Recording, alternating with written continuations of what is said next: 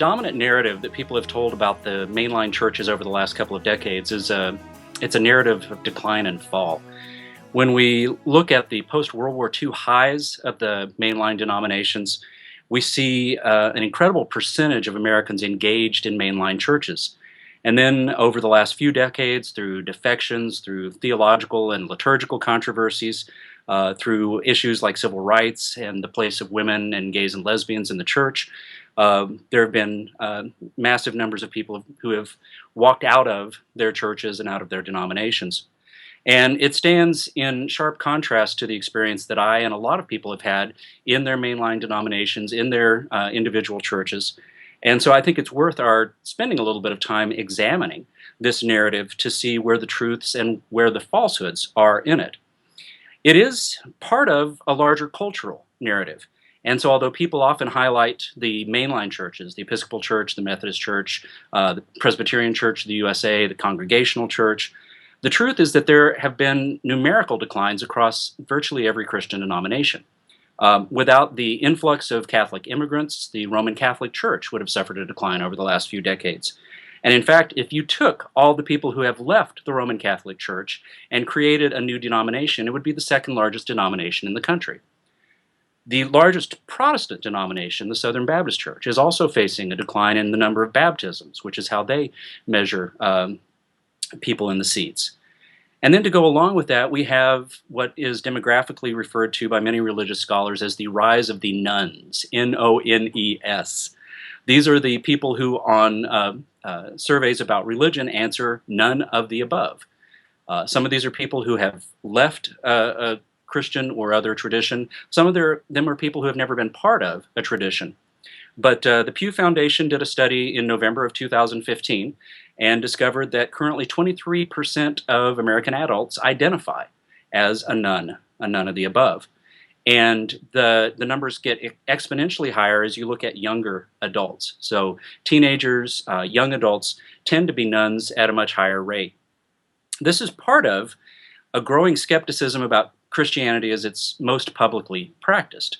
When the Barna Group, an evangelical survey group, asks people what it is they dislike about Christianity as they understand it, what people often talk about is hypocrisy, prejudice, narrow, judgmental attitudes, instead of a desire to help and to heal.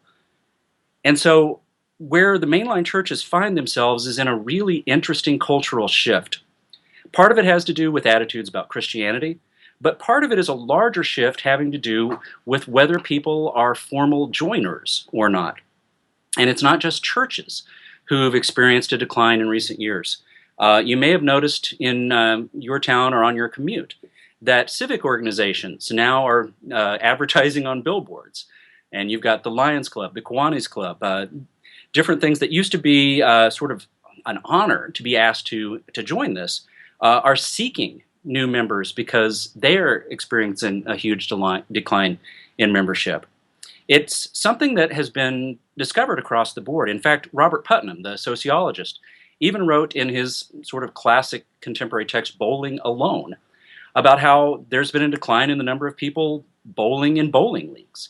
It is a new thing happening in our culture where people are no longer big joiners. And so you can look at that in the sort of glass half empty sort of way, which is to say, oh, we can't keep doing things the way we've always done them. What will we do? Or you can look at it in the way that I hope that in this series of conversations we will look at it, which is to say, oh, we can't do things the way we have always done them, but we have an opportunity to do them in a new way, and that can still be powerful and can shape lives. So in a world where people are not, for the most part, still traditional joiners, it doesn't mean that human nature has changed completely. People are still spiritual beings. They still have a need for connection and community. We see that in lots of ways, in the ways that people connect to each other in ways that are not traditional, through social media, for example. In my research for my book, My Church Is Not Dying, one of my favorite comments came from a priest in training in the Episcopal Church, who said, you know, whatever may be changing, I think our church is placed in a perfect position to speak to these people who have these attitudes about what Christianity looks like to them as it's practiced in the media. Um, we can show them a Christianity that is loving and accepting and welcoming and that has some intellectual rigor. And that, I think, is the place where mainline churches can find a great deal of success when people are looking for a place to come. But one of the things that we're going to discover is that a lot of people are not looking. In fact, they're not even thinking about looking. The glory days when we just opened the doors on Sunday morning and offered worship and coffee may be gone. And I think maybe one of the ways that we can think about this mainline slide is as an opportunity, not as a decline. Michael Curry, the new presiding bishop of the Episcopal Church, recently recorded a video, and the thrust of what he had to say was basically this: the church can no longer wait for its congregation to come to it. The church must go where the congregation is. And we'll be talking about some of the ways that that can happen, as well as some things that should not change in the mainline churches in some of the later programs where we're going to have conversation.